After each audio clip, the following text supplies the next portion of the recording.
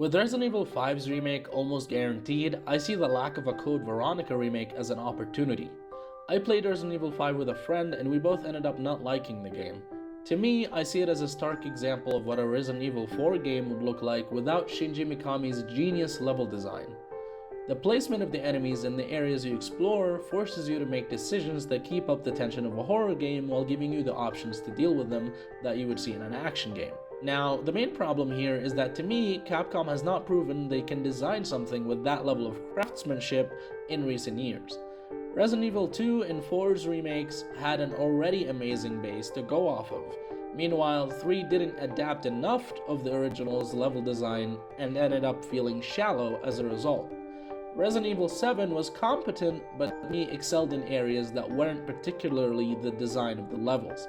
Village is the biggest offender in my eyes, taking influence from 7 and 4 without giving them the correct foundation for the game to have satisfying exploration or puzzle solving or high-octane action. Instead of using its level design to evoke those feelings like previous entries in the series did, it had to rely on horror segments more akin to Outlast or Amnesia to provoke dread, and action set pieces that belong in Metal Gear to compensate for the combat not being as deep as 4. I'm looking at you, Heisenberg.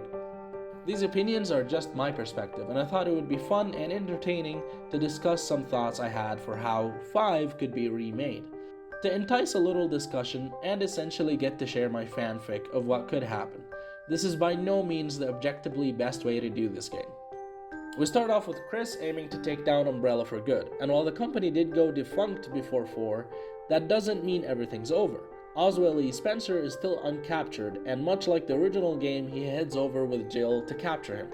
The main difference in this version is that while exploring the mansion in the Resident Evil 2 remake-esque gameplay section, Jill and Chris end up divided. Let's say they walk into a room but a trap is set off. Jill sacrifices herself by pushing Chris out of the room. Chris gets knocked out, and by the time he's awake, she's nowhere to be seen.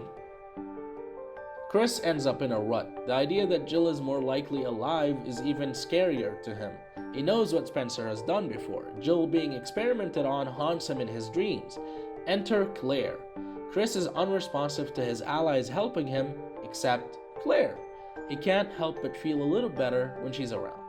He receives the lead towards an abandoned Umbrella facility in Antarctica, but ignores it, deeming it to just be another ghost town left over by the fall of Umbrella.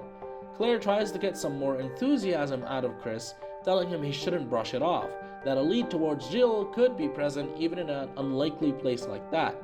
He obviously doesn't listen, but the thought gets under his skin. A part of him wants to go after Jill even if a clue is unlikely. So, Claire decides to go on her own because her brother won't listen. If she can find a clue about Jill, then he'll have to listen to her, and he'll finally be more like the old Chris.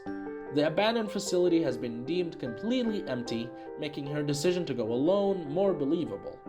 Again, playing somewhat similarly to Resident Evil 2 Remake, Claire discovers that this abandoned facility isn't so abandoned after all. Slowly she uncovers that Spencer, with the help of Wesker, has escaped to this facility, hiding somewhere not even the BSAA could discover prior to this encounter. Akin to Amnesia: The Dark Descent, your main enemy is a frail old man hiding deep inside a terrifying labyrinth that he understands far better than you, with monsters being the main obstacle between you and exploration. Now, I personally don't want co-op to come back, but with a few tweaks this could work as a campaign with Chris and Claire fighting together if co-op does return to the series. I actually think a multiple campaign system like Resident Evil 2 would be most fitting. One scenario is Claire, with the other is Chris. It could also play out like Code Veronica's original system of simply swapping protagonists once you're done with Claire's segment, although hopefully it would be executed better here. At any rate, eventually Chris can't get over this question in the back of his mind. Could something in that facility point to Jill? So he decides to head over there alone, not telling Claire so she wouldn't have to worry. He reaches the facility only to realize that a lot of the locked doors, puzzles to solve, enemies to defeat have all been dealt with already, indicating someone has already been there. Naturally, if there's any enemies you didn't kill as Claire, they'd still be around. Making it deeper into the facility much quicker as a result, he ends up running into Wesker. Wesker in this game would serve as Spencer's old friend being called in for a favor. His sinister attitude that feels like he could be using Spencer makes their relationship strained. Nevertheless, Chris is forced to deal with Wesker twice throughout his run. The first time is a proper boss fight where once Chris depletes Wesker's health bar enough, he has to retreat. And the second encounter is much more like being chased by Mr. X or Nemesis.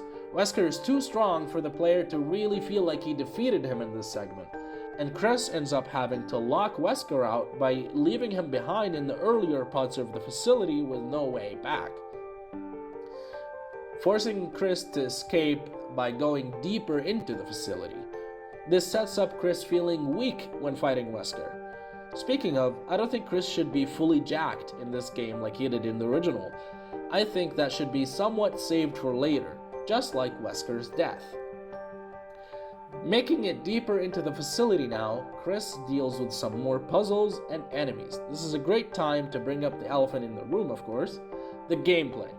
I kept bringing up Resident Evil 2 Remake's gameplay as a blueprint, but how would that fit as a progression from RE4? Well, if you ask me, adding proper puzzles and backtracking to unlock new areas you couldn't before can still work with Resident Evil 4's combat.